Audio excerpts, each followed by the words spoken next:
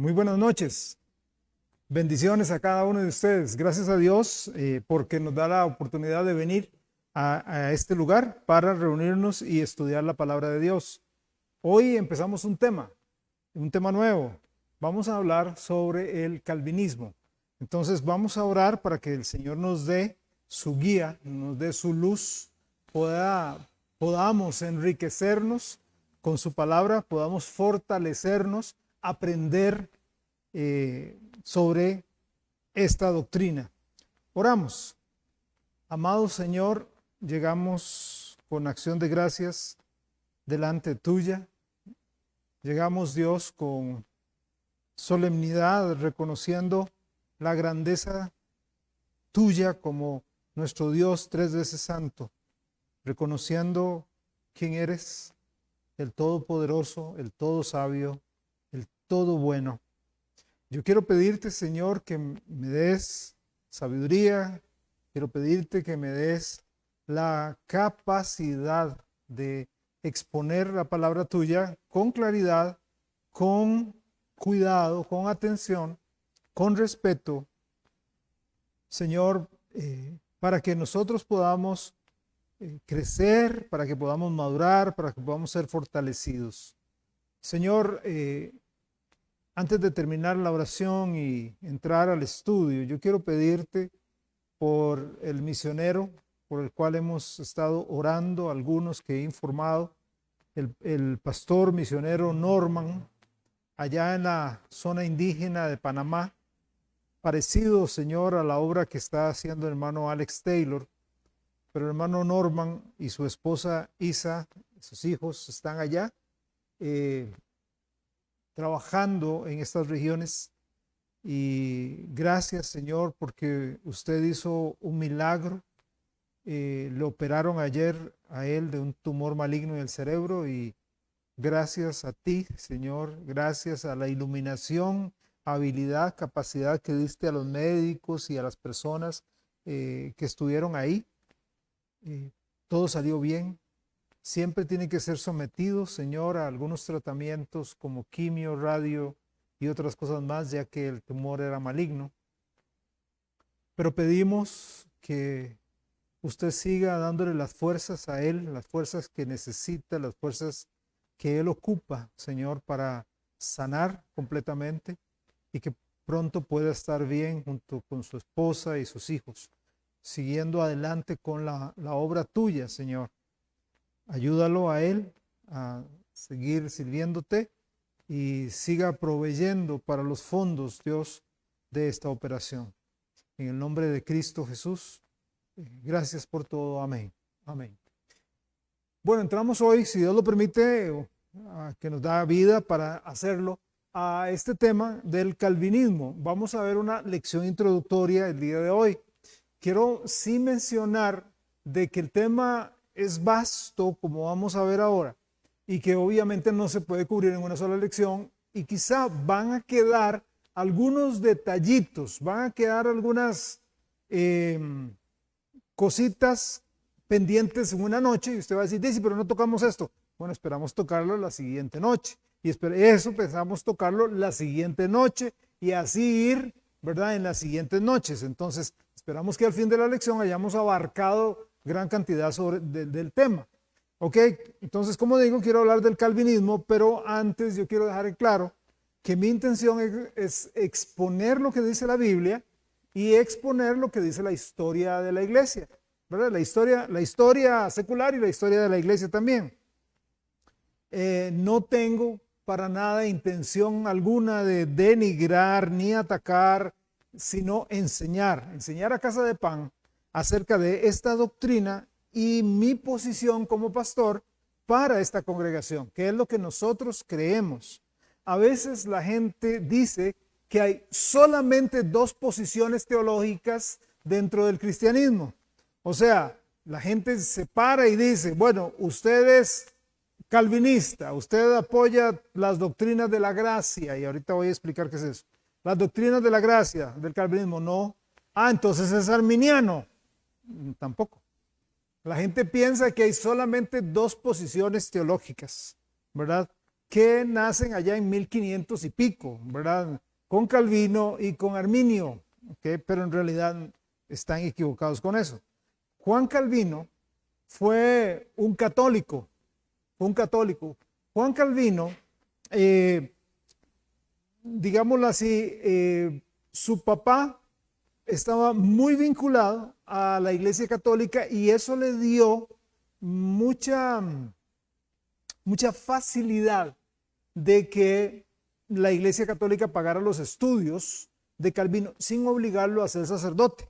Entonces Calvino se preparó muy bien, se preparó en retórica, igual como el maestro de él, que luego lo voy a citar, además de latín, griego, hebreo, o sea, las lenguas de aquel entonces, y quiso ser, en realidad él no quiso ser abogado, pero lo prepararon como un muy buen abogado. ¿Quién quiso que él fuera abogado? Su papá. Entonces, él estudió Derecho, ¿verdad? Y en una de las mejores escuelas para llegar a ser un abogado. Cosa que después, con el tiempo, cuando el papá murió, dijo, ya soy libre. Y se dedicó a estudiar la Biblia y a estudiar teología, ¿ok? Juan Calvino fue un católico la mayor parte de su vida, ¿ok? Si no me equivoco, Juan Calvino vivió unos 54 años, ¿verdad? Más o menos unos 54 años, de los cuales, dije, la mayor parte de Calvino fue católico, ¿ok? Él protestó contra la Iglesia Católica y él trató de reformar lo mismo que Lutero, esa iglesia.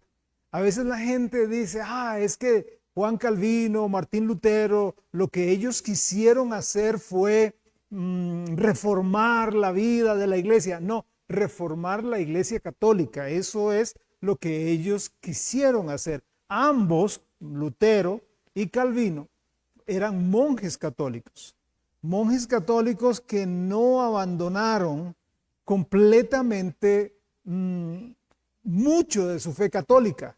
Ellos siguieron siendo católicos, pero era un tipo de católico protestante, ¿ok? Para que lo tengan por ahí. Pocos hablan sobre esto en la historia de la iglesia.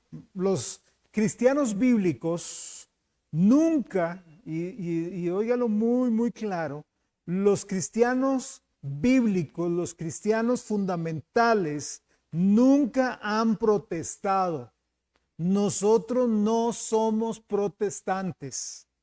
¿Quiénes son los protestantes?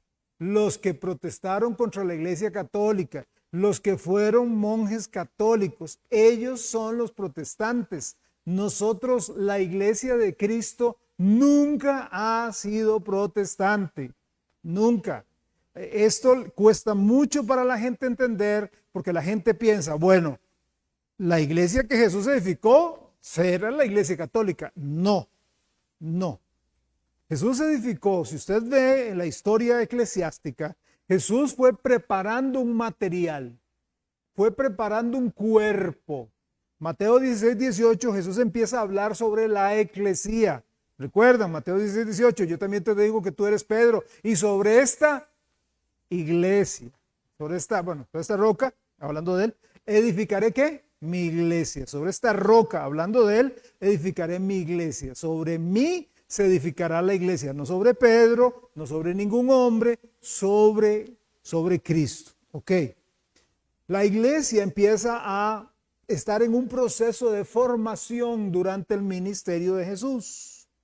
Cuando Jesús muere y resucita, en el libro de Hechos de los Apóstoles, la iglesia se empodera. Recuerdan, Hechos 1:8, recibiréis poder cuando haya venido sobre vosotros el Espíritu Santo, me seréis testigos en Jerusalén, Judea, Samaria y hasta lo último de la tierra. Entonces la iglesia ahí se empodera. Ya venía una pequeña eclesía, un pequeño grupo de creyentes, 12 primero, luego 70. No estoy hablando de los que se decían discípulos, de ese chorro de gente que estaba ahí, sino de esos de verdad que estaban con Jesús. Entonces fueron 12 primero, luego 70. Si usted va al capítulo 1 del libro de Hechos, verá que subió al número a 120. Ok, estaban 120 en los cultos de oración, en los tiempos en que se reunía esa primera iglesia. Seguro si usted llega y se aparece en ese tiempo, ¿verdad? Se monta en el túnel del tiempo y llega ahí y les dice, vengo del futuro, ustedes son la iglesia. Ellos le dirían, ¿qué? ¿La qué? No, somos un grupo de creyentes que queremos seguir a Jesús, nada más, ¿verdad? Para nosotros hoy vemos todo ese trasfondo. Es un tiempo muy rico en el que estamos y es un tiempo en el cual tenemos que dar cuenta a Dios también por toda la conocimiento que tenemos. Bueno, viene Pentecostés en Hechos 2 y se agregan, dice ahí, se añadieron aquel día 3,000 personas. ¿A qué se añadieron? A ese cuerpecito. A ese cuerpecito que era la iglesia, que estaba en formación, se añaden. Entonces ya tenemos 3,120 y luego sigue el libro de Hechos diciendo que solo varones eran 5,000 y ahí siguió la iglesia en adelante. ¿Ok? La iglesia de Cristo, los que querían seguir. Esa iglesia de Cristo empezaron a sufrir persecución por parte de los romanos paganos. Por parte de Calígula, por parte de Nerón, por parte de Diocleciano y una serie de emperadores romanos. Los empezaron a perseguir, a mandar al circo romano, etcétera. Hicieron barbaridades con ellos. En el año 325, Constantino tiene una pelea, una batalla contra un hombre llamado Macencio. En esa batalla, Constantino no puede dormir y tiene un sueño, tiene una visión. Y en esa visión, él vio una cruz y unas palabras que le decían, con esta vencerás. Entonces Constantino se levanta ahí en la noche, en la madrugada, y le dice a todos los soldados romanos, a partir de ahora, todo mundo vamos a ponerle una cruz a los escudos. Por eso es que usted ve a los cruzados, que no son cristianos, eran católicos, conquistando territorios para Roma. ¿Por qué Roma es tan rica? ¿Por qué tiene tanto dinero? Bueno, pregúntele a los cruzados, pregúntele a la gente que se adueñó. ¿Por qué es que los musulmanes odian tanto al cristianismo? Por los cruzados, por Marruecos y por todo ese sector que fueron invadidos vez tras vez para robarle sus riquezas. Desafortunadamente hoy usted habla con mucha gente y la gente que no entiende la historia eclesiástica empieza a decir, sí, es que vea las barbaridades que hizo la iglesia, vea las barbaridades, la Inquisición, la Santa Inquisición, Torquemada y todo lo que él hizo, y toda la gente que murió, la iglesia católica, no la iglesia de Cristo, no la iglesia del Señor Jesús. La iglesia del Señor Jesús ha sido siempre un remanente chiquitito que no ha tenido un nombre específico, sino apodos a través de los años. El primer apodo lo encontramos en Hechos 11:26 y se les llamó, ellos estuvieron en Antioquía por un año entero y dice, y se les llamó por primera vez, ¿cómo? Cristianos. No como hoy, cristiano, qué honor, no. Cristos en pequeño, vean esos, voy a usar un tema coloquial, vean esos juegavivos queriendo ser como Jesús. Ay, sí, Jesús, esos son los cristianos. No fue así como, hey, yo soy cristiano. Fue un apodo. Y a través de los años han recibido cualquier cantidad de apodos. Esa iglesia de Jesús. En el 325, Constantino le gana a Macencio. Entonces dice, hey, de ahora en adelante somos cristianos. Así, de hoy en adelante somos cristianos. Entonces, esta estatua que era de, vamos a decir, ¿quién?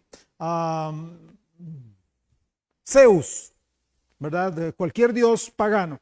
Ahora va a ser San Pedro. Y esta estatua de Minerva ahora va a ser la Virgen María. Y ahora esta estatua de este dios Marte va a ser, no sé, San Pedro. Y esta estatua, entonces cambiaron todas las ídolos que adoraba Roma pagana. Ahora Roma es cristiana. Cristiana en comillas. ¿Okay? Constantino tiene que poner un papa, tiene que poner un líder, una cabeza. Llama a Gregorio el Grande. ese se convierte, ese señor Gregorio el Grande se convierte en el primer papa de la Iglesia Católica. ¿Ok?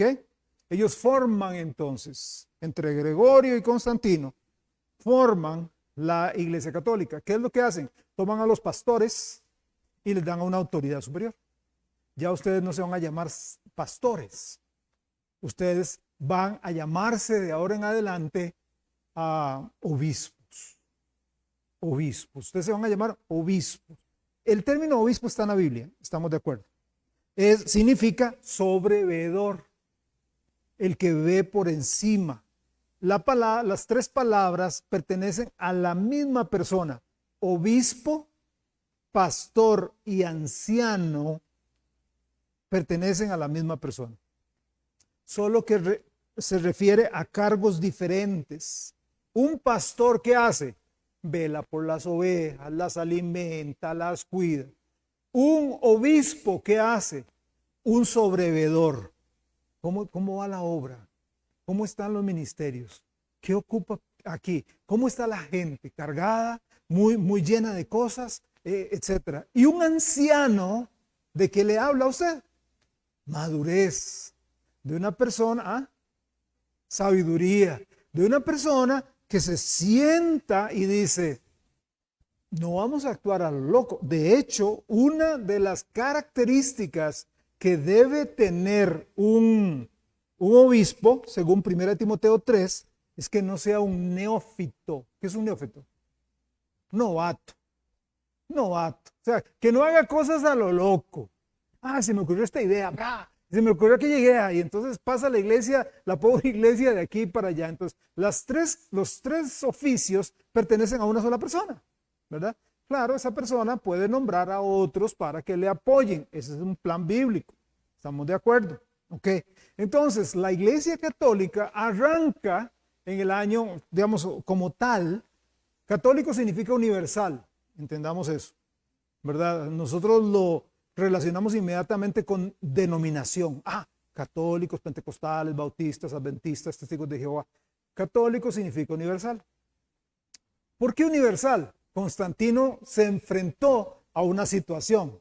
Como le digo, de la noche a la mañana Constantino dice, todos estos ejércitos ahora son cristianos. Les había pedido una confesión de fe, se había hablado con la gente. No. Ahora, de ahora en adelante, todo el mundo va a usar en los escudos cruces, en los pechos, en las togas que usaban, cruces, ¿verdad? Repito, vean las películas de los cruzados. Ahí salen con una cruz. Y él dice, ¿y ahora cómo hago con toda esta gente? De ahí entonces empieza el concepto del bautismo por rociamiento. Él tiene los ejércitos, cientos de personas, y empieza a agarrar baldes y decir, ok, ahora ustedes son bautizados en el nombre del Padre y del Hijo y ahora son cristianos. Ya están bautizados. No hubo el bautismo escritural. ¿Cuál es el bautismo escritural? Bautizo del griego, sumergir, zambullir. No. De ahí arranca el movimiento de la Iglesia Católica. Ahora, debemos entender lo siguiente. La Iglesia Católica ha venido sufriendo a través de los tiempos, por medio de los concilios, cambios. El pastor, luego se convirtió en sacerdote y obispo, al principio se casaba. Ya después decidieron no casarlo, que no puede casarse, pero al principio se casaban. El bautismo antes era escogido. Puede ser de infantes, puede ser por rociamiento, puede ser por inmersión, etc. María al principio no era venerada hasta un concilio donde recuerde, los concilios, Nicea, Vaticano, Éfeso y varios concilios más, son concilios de hombres, son reuniones de hombres. Imagínense que todos ustedes son pastores, son sacerdotes, todos, y nos reunimos y empezamos a hablar y alguien delibera y dice, oiga, nosotros estamos adorando a Dios Padre, sí, amén, sí. Y al Hijo, sí, claro, tenemos que adorar al Hijo. ¿Y por qué a la mamá de Jesús no? Hombre, sí. Es la mamá de Jesús, ¿por qué no la vamos a adorar? Vamos a votar. Sí, ganamos. De ahora en adelante adoramos a María. Así funciona, así funcionó y así funcionan los diferentes concilios. ¿Ok? Entonces, Calvino tenía toda esa escuela del catolicismo romano, allá en 1500, y él abandona el catolicismo, supuestamente, para protestar, para unirse al protestantismo de Martín Lutero. ¿Ok? Pero él sigue manteniendo la filosofía católica. ¿Ok? Para Constantino, la iglesia verdadera es la iglesia católica. Esto no dicen los calvinistas. ¿Ok? Siempre ha existido la iglesia de Cristo. Por eso le digo, los que participaron en las cruzadas no eran la iglesia de Cristo. Los que mataron gente en las inquisiciones no era la iglesia de Cristo. La iglesia de Cristo siempre fue un remanente, un puñito de gente, un puñito de creyentes que seguía a Cristo, que quería obedecerlo. Más bien, en el 300 y pico, cuando se da este cisma en la iglesia católica, esta iglesia, la iglesia de Cristo, llegó y dijo, no nos unimos a ese movimiento, no. Nosotros seguimos fieles a Cristo, fieles a Cristo. Entonces, este grupo era perseguido por los romanos paganos. ¿Ok? Bien. Sí. Dele, hermano. Siglo tercero. 325, 350. Lógicamente, 325 arranca con los conceptos de Constantino y Gregorio el Grande, ¿verdad? Y luego lógicamente lleva un proceso mientras se extiende y mientras se convence a los pastores a cambiarse el título por obispos y sacerdotes. Y ya empieza a cambiar un montón de cosas. Empiezan a cambiar la vestimenta para hacerlo más sublime. Vista usted diferente a todo el pueblo. Entonces se visten de negro, ¿verdad? Y así por los tiempos ha venido cambiando eso. ¿Ok? Ok, entonces gracias por la pregunta. Este grupo de cristianos que recibieron muchos apodos a través del tiempo, recibieron el apodo de cataríes, donatistas, petrobrucianos, albigenses, valdenses, etcétera, fueron perseguidos, pero ahora eran perseguidos por Roma pagana, por Roma católica, y luego en 1500, cuando Lutero protesta, imagínense, aquí está la iglesia de Jesús, llega la iglesia católica y dice, ¿usted se une a nosotros? No. Entonces son protestantes. No. Entonces los perseguimos y los matamos. Y los protestantes, por otro lado, los luteranos, les dicen, ¿ustedes son católicos? No. Somos la iglesia de Cristo. Entonces no son de nosotros. No. Entonces los perseguimos. Si usted conoce un poquito de la historia americana, usted recordará que vino un grupo desde Inglaterra hacia las costas del este de los Estados Unidos. Y la gente dice, ay, qué lindo, seguramente era como Cristóbal Colón y Juan de Caballón y toda esa gente que eran conquistadores, no, era gente que venía huyendo. Eran muchos cristianos que venían huyendo de Inglaterra por las persecuciones tan horribles que estaban haciéndose ahí. Y ellos dicen, bueno, preferimos morir ahí en medio de esas colonias que ellos luego formaron, en Virginia, en todos esos sectores, preferimos morir ahí. O tal vez hacemos paz con los indios, a saber, pero muchos vinieron con ese concepto. ¿Qué es lo que ha caracterizado a la iglesia de Cristo? La iglesia de Cristo nunca ha obligado a nadie. La iglesia de Cristo enseña. Y luego, igual como la Biblia, delante de ustedes pongo camino de vida y camino de muerte.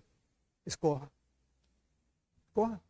Vea, si usted coge el camino de vida, va para el cielo. pero es angosto, es difícil, es bien pedroso, pero va al cielo. Está al ancho, es espacioso, te escoja. No, yo lo obligo y si no lo mato. Así fue el catolicismo. Así los católicos mataron acá en América a muchos indígenas. No se quieren pasar a nosotros, los matamos. Y así los mataron. ¿Okay? Bien, tanto el calvinismo como el arminianismo tiene sus debilidades. Por eso nosotros, repito, la iglesia de Cristo, que no somos protestantes, ¿okay? La iglesia de Cristo nunca fue católica. No estoy diciendo que tal vez usted no fue católico en algún momento de su vida. Tal vez usted fue católico y se convirtió al cristianismo, pero estoy refiriendo a la esencia de la iglesia pura, viene de Jesús. Nunca cuando se forma la iglesia católica ya en el siglo III, tercero, cuarto, 325, 350 después de Cristo, la iglesia dijo, no, vamos torcidos, no nos unimos, nos separamos. No nos unimos, nos separamos. No sé si usted ha escuchado, y aquí voy, a mí me encanta la historia, historia secular y la historia bíblica, además de la teología, me encanta. Y tal vez usted ha escuchado, por ejemplo, porque yo hace años yo me ponía a pensar, qué raro, porque hay bautistas del sur, no sé si usted lo sabe, los bautistas del sur, y luego están los bautistas independientes. ¿Por qué? Y me puse a indagar, y a leer, y a estudiar, y a consultar, y en algunos viajes a unos seminarios en Estados, hice algunas preguntas a algunos pastores ahí muy conocidos, y ellos me explicaron, me dijeron, vea, es que por ahí de finales de 1950, inicios de los 60, la Convención Bautista del Sur se empezó a torcer. Empezó a ser sumamente liberal, muy liberal. Entonces un grupo dijo no. O sea, otra vez, la iglesia de Cristo viene y dice, no, nos estamos desviando de la Biblia. ¿Qué es esto? Dentro de la liberalidad era abrazar la filosofía comunista, abrazar un montón de cosas más. Y ellos dijeron, no, eso no está en la Biblia, no es correcto. No. Entonces, si no es con nosotros, se van, nos vamos. Y formaron lo que se llaman los bautistas independientes. ¿Ok? Los bautistas independientes. Ellos empezaron, los bautistas del sur, a formar como, ok, tenemos acá un grupo y necesitamos un grupo de iglesias. Digamos que cada uno de ustedes son pastores de iglesias. Entonces hay que nombrar a alguien que los regule a ustedes, como una especie de arzobispo. Entonces algunos dijeron, no, las iglesias son independientes. Nosotros creemos en que cada iglesia local es independiente. Y entonces se separaron, ¿ok? Para que tengan algo ahí de historia. Bien, les presento un cuadro, ahí atrás. Les presento el cuadro del resumen de lo que es calvinismo y arminianismo. ¿Ok? Por un lado está el calvinismo y le puse TULIP, porque TULIP es el acrónimo de las doctrinas de la gracia, lo que el calvinismo cree con toda su fuerza. Hoy nada más yo lo voy a mencionar. En las próximas semanas lo vamos a desglosar un poquito. Pero el calvinismo nace, Juan Calvino escribe el TULIP, que son las cinco doctrinas cardinales, ¿verdad? Tienen otras, pero las 5 doctrinas cardinales que ellos sostienen con toda su fuerza. Porque Arminio, un hombre también de ese tiempo, llegó y dio su postura. Entonces a Calvino no le gustó, entonces Calvino dice, lo refuto con esto. ¿Okay? El calvinismo está basado entonces en las enseñanzas de Juan Calvino. Él sostiene que Dios tiene el control absoluto y que la salvación es obra exclusiva de Dios, sin mediar para nada la intervención del hombre.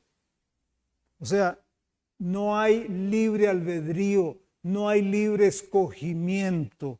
Dios lo escogió a usted para ser salvo. Pero ahorita entro porque si no me meto a otro tema. El arminianismo se basa en Jacobo Arminio. Arminio enfatiza que la voluntad humana juega un papel activo y que la salvación está disponible para todos. Calvino dice, la salvación es de unos. Arminio dice, la salvación es de todos. Ok, Tulip. Okay. La primera gran doctrina de los calvinistas se denomina depravación total. Y aquí empieza la T, total depravity. Okay, total depravity. Total depravación, depravación total. Okay. ¿Qué es lo que eso dice? Dice que el pecado, en esencia, el calvinismo dice, el pecado ha corrompido tanto todo aspecto de la naturaleza humana que deja al ser humano total y enteramente incapaz de tomar una decisión por Dios. O sea, y vamos a analizar el pasaje, no hoy, de hoy en 8 Dios primero, de Efesios 2, donde ellos se basan. No es que ellos se lo sacan ahí, no, toman un pasaje, Efesios 2, donde dice que estamos muertos en delitos y pecados. Entonces ellos dicen, ok, como usted está muerto, dígame, ¿un muerto puede escoger? ¿Usted le lleva un bistec, o le lleva una chuleta, o le lleva un espagueti, y le dice, escoja? ¿Puede el muerto escoger? No, no puede escoger. Entonces ve, el ser humano no puede escoger a Dios. Eso es lo que el calvinismo dice, por eso dice depravación total. En el caso de los arminianos, dicen que el ser humano tiene libre albedrío, que el ser humano tiene libre escogimiento.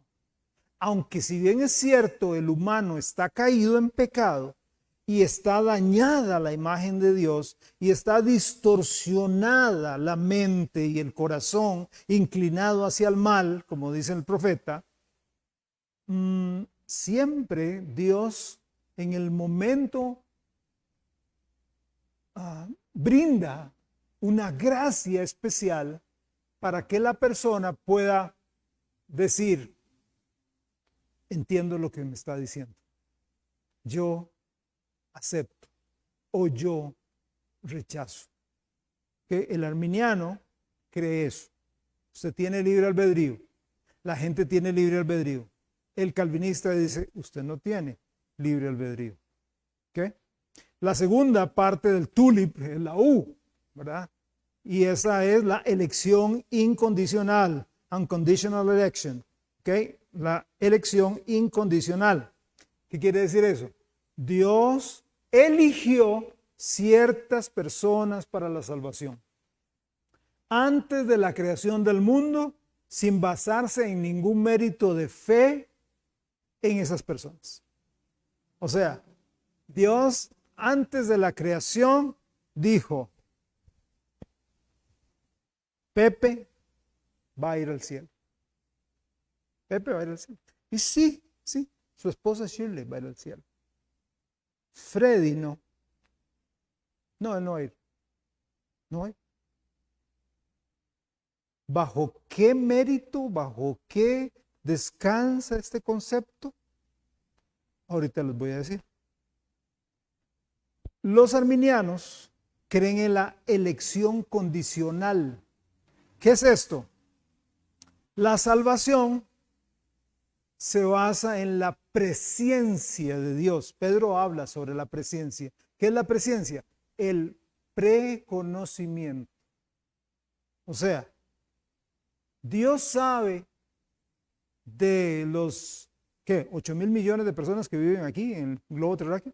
Dios sabe quiénes se van a salvar y quiénes no. ¿Estamos de acuerdo? Dios lo sabe. Pero escogió Dios a los que van a ser salvos y a otros los condena. Que el arminiano dice, no, Dios sabe. Dios sabe. El calvinista dice, no, Dios escoge. De los 8,000, Dios dijo, no sé, tantos millones se van a ser salvos, el resto no. ¿Y a dónde van a ir? Los envió al infierno. Ok. Luego sigue la L del tulip, ¿verdad? La expiación limitada, limited atonement. ¿Qué es? Que Jesús murió por unos. Jesús no murió por todos. Jesús murió solo por los elegidos. Volviendo al caso, Pepe y Shirley son elegidos. Jesús murió por ellos. ¿Y yo? No, por usted no murió. Ya ahí empezamos a ver cosas donde se está agrietando bastante el asunto. Porque yo leo en la Biblia que Jesús murió por todos, no solo por unos. Pero vamos a explicar varios versículos en el transcurso del estudio, especialmente los versículos que hablan sobre elección, que Dios eligió, ¿verdad? Vamos a hablar después. ¿Qué creen los arminianos? La expiación universal. Jesús murió por todas las personas, pagó el precio por los pecados de todos los pecadores. La salvación se hace efectiva al creer. Yo tengo que creer. El calvinista como tal dice, si hay algo que vuelve loco a un calvinista es cuando usted le dice, presente el plan de salvación. Entonces usted dice, bueno, yo le digo a las personas que son pecadoras, yo le digo a las personas que viene un juicio, muy bien. Yo le digo a las personas que si no se arrepienten, el juicio de Dios cae sobre ellos. Hay una paga del pecado. Excelente. Yo le digo que Jesucristo murió por ellos. Siga. Y luego yo le digo que debe creer y recibir a Jesucristo como su Salvador personal. Y ahí brinca el calvinista y le dice, ¿y dónde dice en la Biblia eso?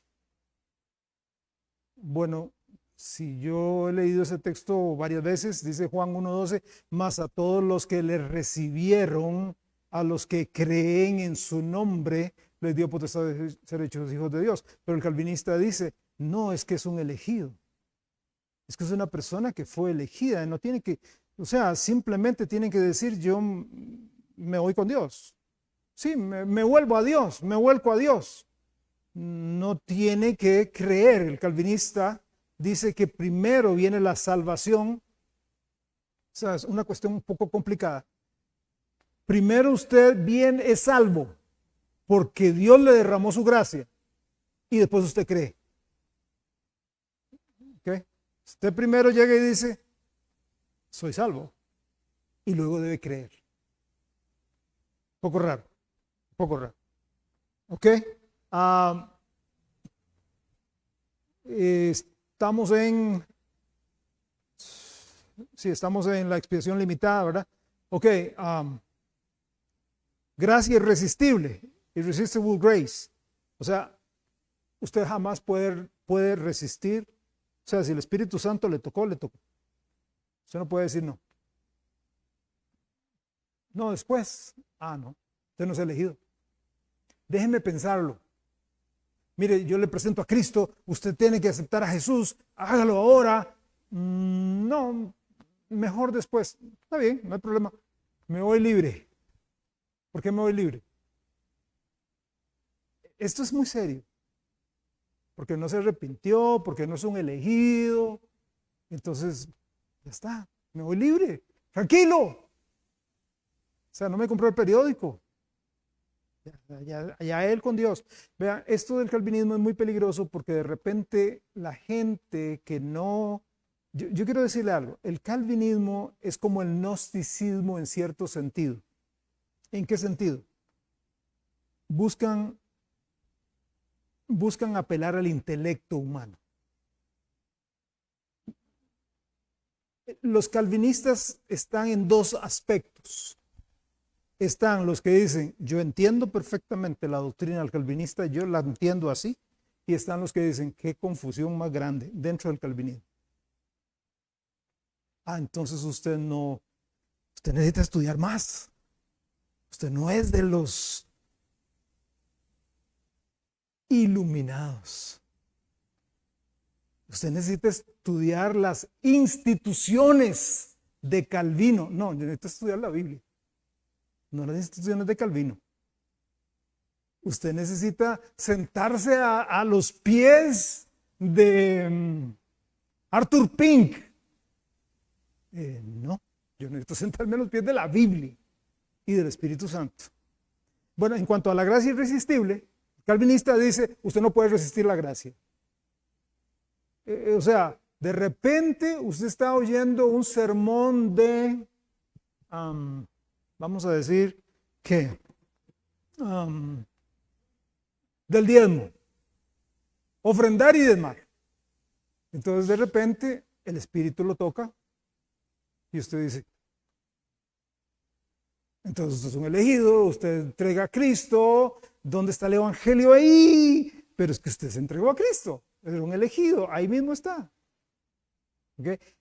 Los arminianos hablan sobre la gracia resistible, o sea, el ser humano tiene la capacidad de resistir, de rechazar la obra del Espíritu Santo. El Espíritu Santo trabaja, el Espíritu Santo le hace ver, le compunge, ¿verdad? ¿Recuerda aquel rey en el libro de Hechos? Pablo le predica, ¿verdad? Y él dice, casi que así, por poco, es que no eras elegido. No fue que lo rechazó, porque la gracia es irresistible. ¿Ok? Luego la última, tulip, la última, la P, es la perseverancia de los santos. Perseverance of the saints.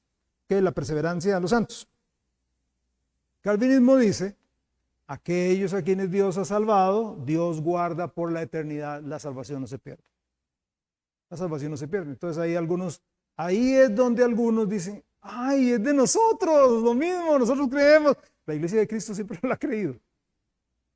El calvinismo no existía en 1400, ni en 1300, ni en 1200.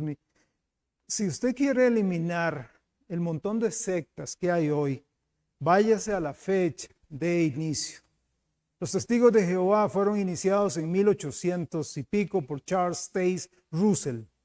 Váyase en 1700, no habían testigos de Jehová. Habían semillas.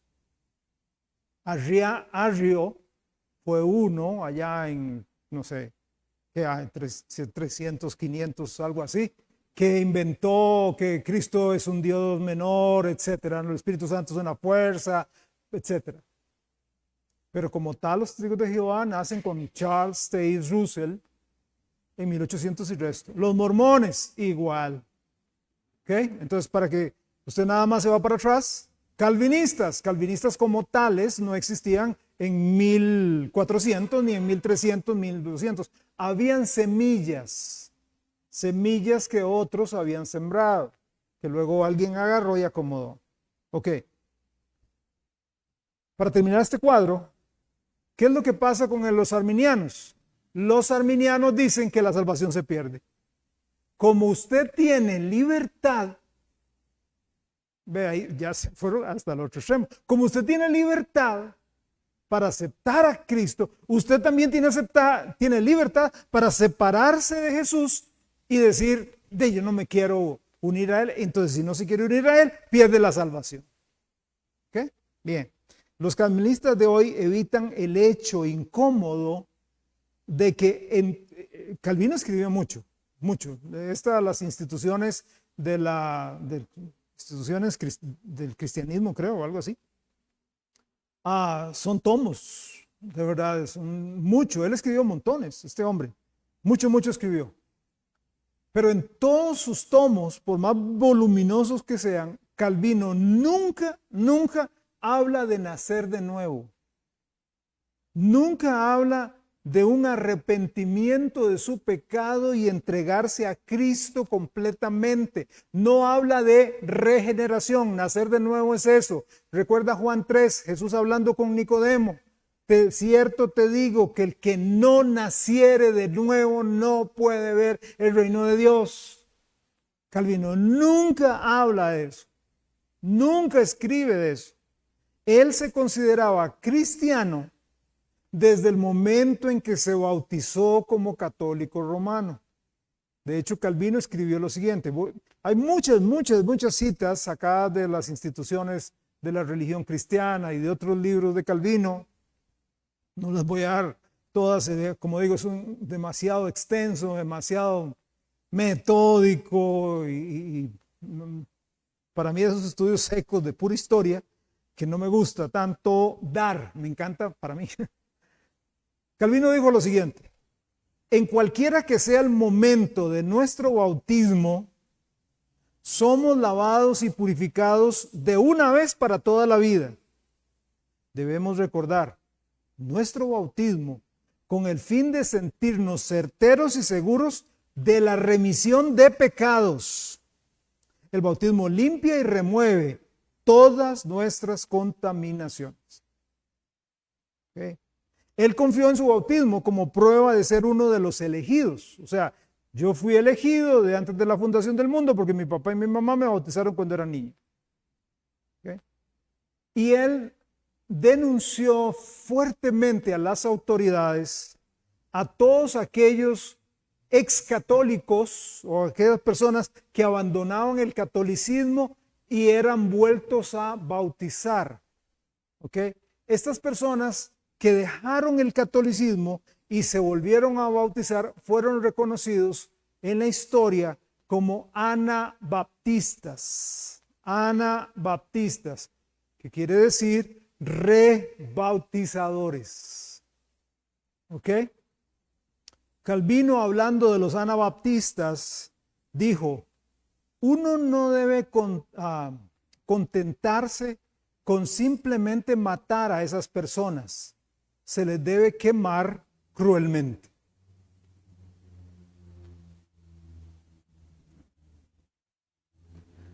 ¡Qué peligro! Usted no puede pasar por alto. O sea, estamos de acuerdo que los humanos cometemos pecados.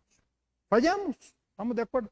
Pero una cosa es, me jalé una torta, lo arreglé, pedí perdón a la congregación, me sometí digamos, a la disciplina y entonces puedo seguir ejerciendo. Y otra cosa es ser un asesino, dar doctrinas y la gente decir, bueno, le perdonamos eso de que mataba gente. No importa eso que mataba gente, pero qué buenas doctrinas. Un momentito, tiene que ir del carácter. Por eso 1 Timoteo capítulo 3 dice, es necesario que el obispo sea irreprensible, marido de una sola mujer, esto.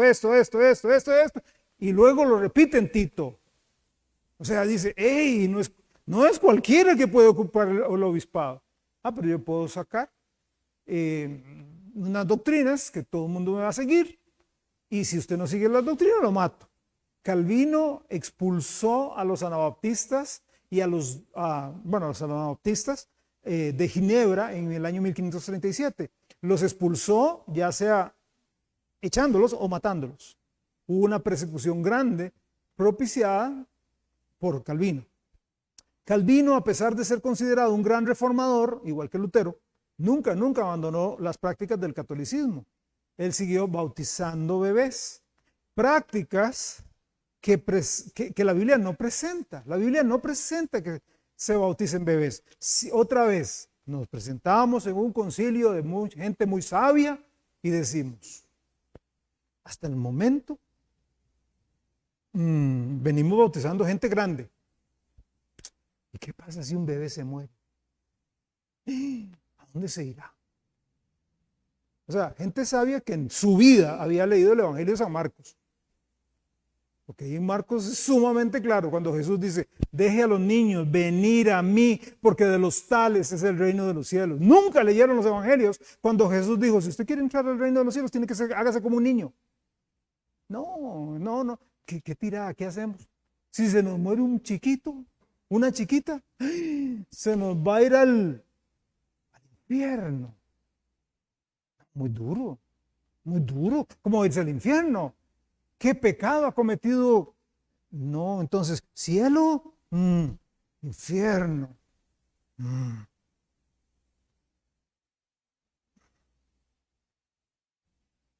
Purgatorio. Purgatorio.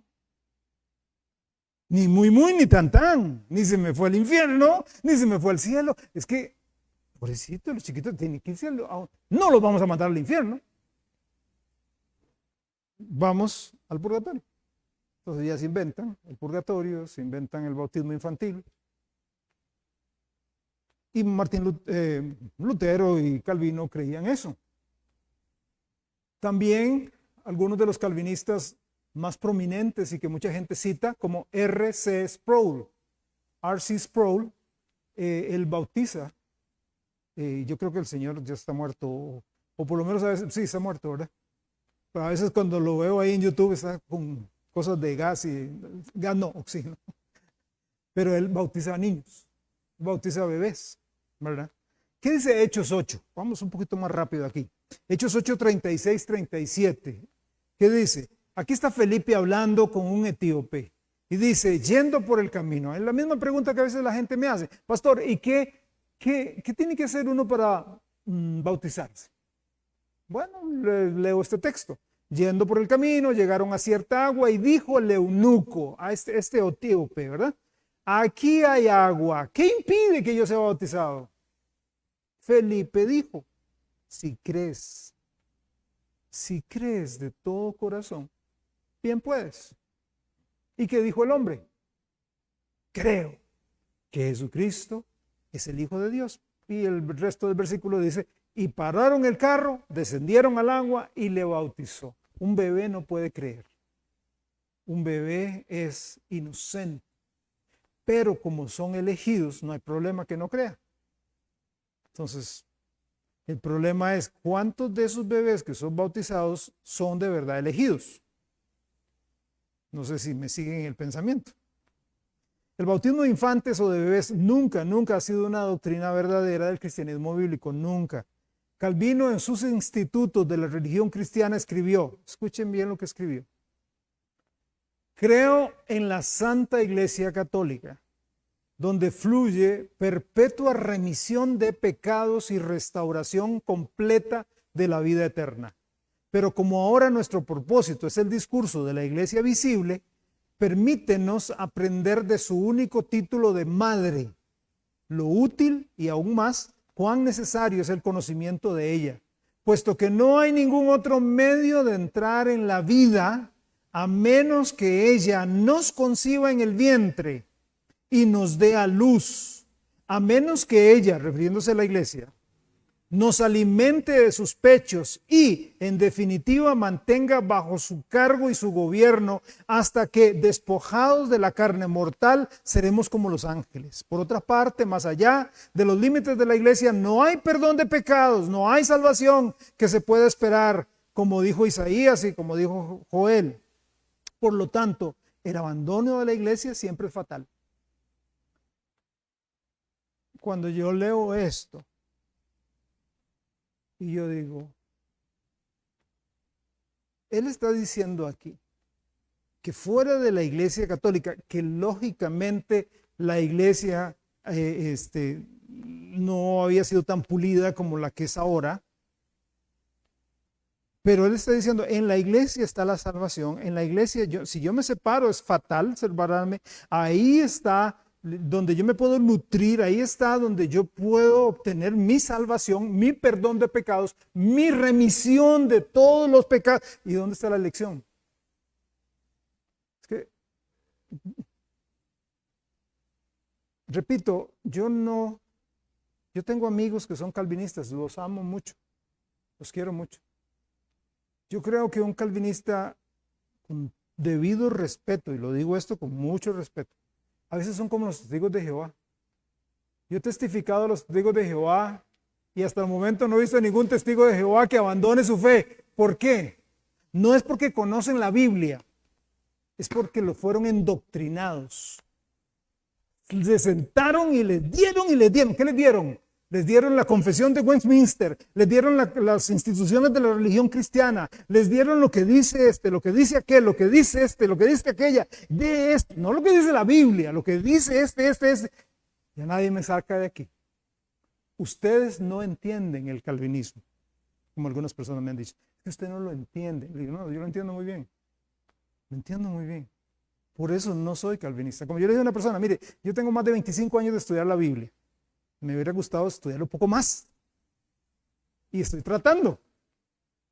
Pero tengo 25 años y hasta el momento no he llegado a decir, no, hombre, de verdad que sí. No, para nada.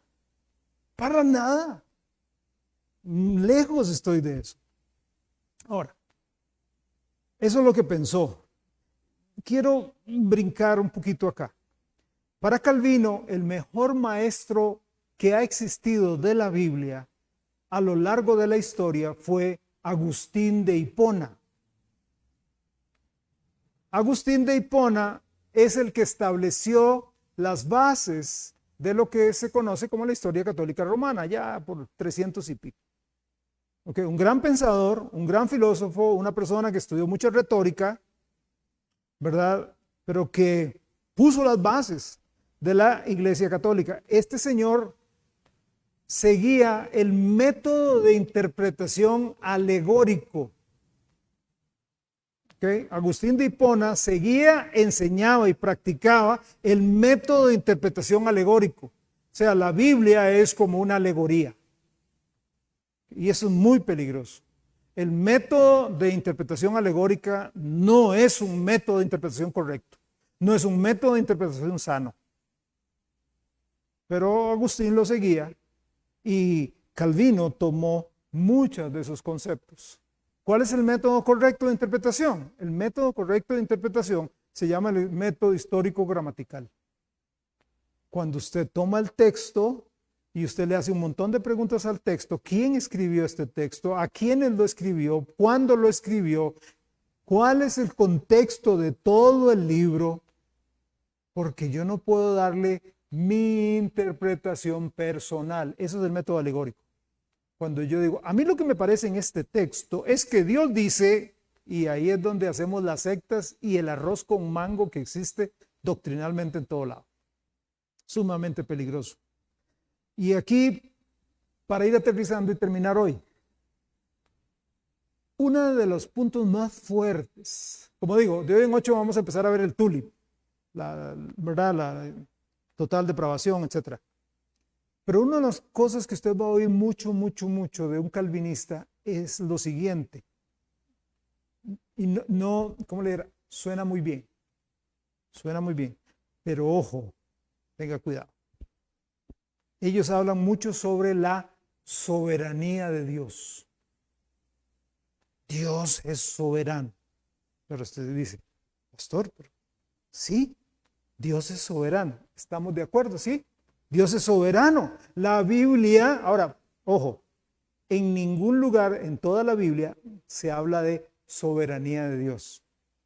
Es un término inventado. Se dice que Dios es soberano. Ese sí. Dios es soberano, sí, pero soberanía de Dios no. ¿Por qué? Pastor, pero no entiendo. Se lo explico. Dios es soberano. ¿Qué quiere decir eso? Que Él gobierna, que Él manda, que Él rige, que Él está por encima de todo y de todos. Pero, y aquí es donde viene el problema, el calvinista lo lleva a un extremo. Cuando dice, o cuando hace, según mi criterio, cuando hace de Dios, lo hace de soberano a tirano, de soberano a déspota, de soberano a abusador. ¿Ok? Y Dios para nada es así.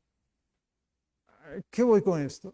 Ellos dicen que Dios, como soberano que es, tiene absolutamente todo el derecho de mandar a quien le da la gana al infierno.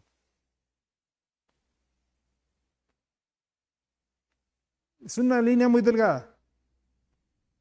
Y ellos saben que es muy delgada. Él es soberano. Puede hacer lo que quiera. Pero ¿usted cree que Él crea gente? ¿Hace gente para enviarla al infierno? Para llegar y decir, el problema es exactamente como dice mi hermano. yo no puedo agarrar solo esta parte del atributo de Dios y decir, Dios es justicia. Y como justo, todos merecemos el infierno, hermanos. Todos. Todos.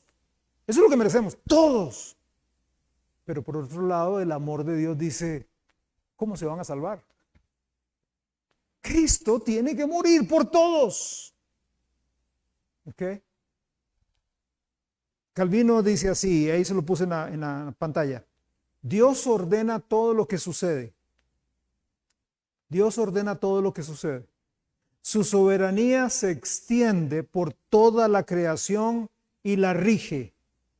Dios inicia y regula todas las cosas. Usted habla con un calvinista y el calvinista dice, ¿usted ha leído de Faraón? Ah, es que Dios le endureció el Faraón, el corazón. O sea, Faraón salado. Y Judas también no era elegido. No era que él escogió.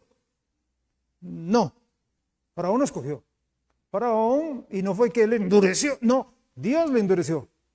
Salado, o sea, nació para irse al infierno. No tuvo opción. No tuvo.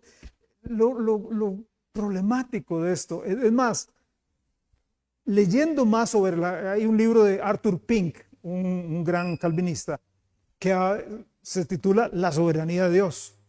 Y en los primeros 3, 4 capítulos habla sobre eso, que Dios, y una de las cosas que molesta, enoja, es cuestión de oír a Paul Washer, es oír a John MacArthur y a otros más, y no estoy diciendo para nada que ellos no sean buenos predicadores o buenos maestros. Son muy buenos predicadores, muy buenos maestros, pero cuando entran en las doctrinas de la gracia, échese un paso para atrás y diga, no, gracias. No, gracias. Tienen que tener mucho cuidado. Ellos creen en predestinación. Usted está predestinado a irse al cielo desde niño, desde antes de la fundación del mundo. Antes que Dios dijera, sea la luz y fue la luz, ya usted iba para el infierno. Dios lo decidió así. ¿Sí?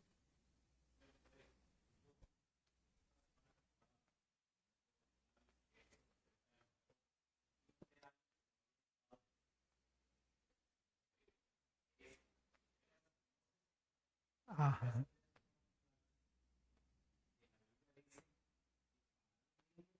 Exactamente. Por ahí. Exactamente.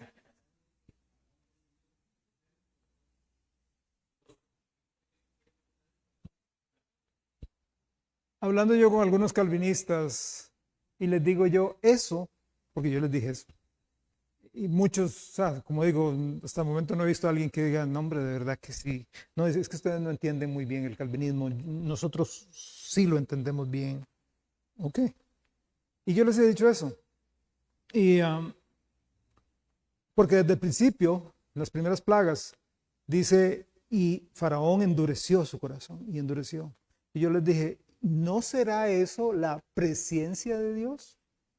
O sea, Dios sabía que Faraón no lo iba a querer, no iba a dejar ir a los judíos a rendirle culto, no, pero no lo condenó de buenas a primeras.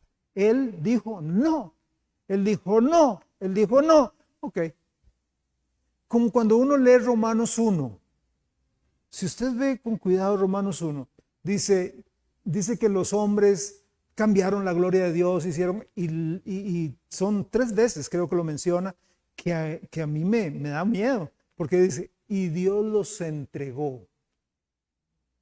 Y usted ve así como una grada, como, ¡fu! Y siguieron haciendo lo malo, y Dios los entregó. ¡Fu! O sea, una persona oye de Cristo, oye del Evangelio, y dice, no, Dios los va entregando. O sea, la sociedad moderna está como está, porque abandonó a Dios, le dio la espalda, no le importa, entonces Dios dice, los entrega. Otra vez, para mí es presencia de Dios. Faraón no se iba a convertir, pero sin embargo le dio la oportunidad. sea, si no hay oportunidad, ¿para qué Dios pierde tiempo? Mejor va y le dice, Moisés, no perdas tiempo, porque vos sos elegido y aquel no es elegido. Quédate en tu casa, traiga el corderito, haga, y de todos modos ustedes se van a salvar y toda esta gente se va a condenar. No, no, así no funciona. No ha funcionado así. Si Dios lo permite, bueno, quiero nada más leer esto también. Calvino dijo, desde Adán nadie ha tenido libre albedrío. Toda persona no salva es libre de ir en una sola dirección, libre de ir al infierno. Él dice, no existe libre albedrío y si usted quiere escogerlo, usted se va a ir a condenar. Complicado, complicado. Si Dios quiere, de noche vamos a empezar viendo los textos que ellos usan para decir esto que Dios es soberano, aplicado a que Dios dice, ustedes sí son salvos y usted no. Y luego entraremos a la total depravación, explicando pasajes como Efesios 2, donde dice que usted está muerto en delitos y pecados, estamos muertos y que como muertos no podemos elegir. ¿Ok? No podemos elegir. Y que quiero adelantarme con varios versículos, pero no lo voy a hacer. Me pica la lengua, pero no lo voy a hacer. Vamos a orar para terminar. Como dije, hermanos, como dije al principio, esto se lleva su tiempo. Estábamos construyendo. Y usted va a decir, ¿y qué pasa de esos pasajes donde dice que fuimos elegidos desde antes de la fundación? Vamos a analizarlos. Y eso de la gracia irresistible, vamos a analizarlo. Los pasajes, no tanto ya las declaraciones, sino los pasajes bíblicos que ellos utilizan para eso. Vamos a orar para que Dios nos dé sabiduría en este cúmulo de información que recibimos hoy. Amado Señor, yo te doy las gracias por tus bendiciones y, Señor, muchas gracias por la iluminación del Espíritu Santo. Usted sabe que mi intención no es ridiculizar no, ojalá que si hay alguna persona que es calvinista y escucha estas lecciones, pues por lo menos que se siente a analizarlo.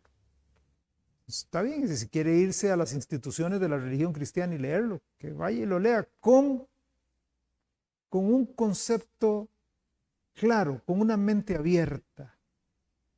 Que sea el Espíritu Santo que le enseñe. Yo diría que mejor vaya a la Biblia y que lea la Biblia, estudie la Biblia y crezca en la Biblia. En todo lo que Pablo dijo, en todo el consejo de Dios, no solamente en unas cuantas cositas. Padre Santo, ayúdanos, cuídenos, enséñenos con gracia y sabiduría en el nombre de Jesucristo. Amén. Amén. Que Dios los bendiga, hermanos. Allá hay un poquito de café fresco. Si gustan compartir con nosotros, Dios les guarde y sigan orando porque le digo, esto es, a veces es complejo. No quiero hacer como teórico, muy teórico la cosa, pero sí es importante exponer. Que Dios los bendiga, que tengan buena noche.